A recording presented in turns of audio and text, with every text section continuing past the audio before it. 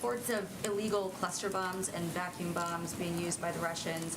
If that's true, what is the next step of this administration, and is there a red line for how much violence will be tolerated against civilians in this manner that's illegal and potentially a war crime?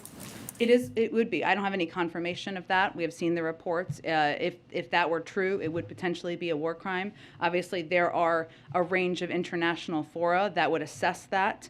So certainly we would look to that to be a part of that conversation.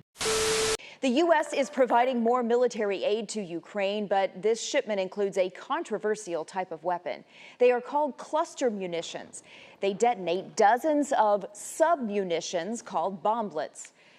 The Biden administration will supply thousands of them to Ukraine as part of a new $800 million aid package. Two U.S. officials tell ABC News the Pentagon will provide cluster munitions despite human rights concerns. Cluster bombs have gained a reputation for killing and injuring civilians, especially children who come across the smaller explosives or bomblets that fail to initially detonate after being dropped. Many U.S. allies have signed a treaty banning their use. We recognize that cluster munitions create a risk of civilian harm from unexploded ordnance.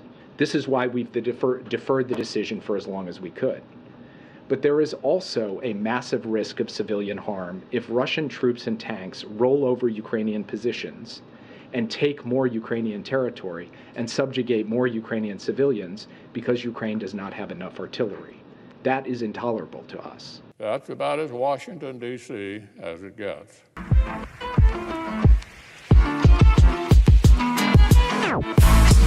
That's about as Washington, D.C.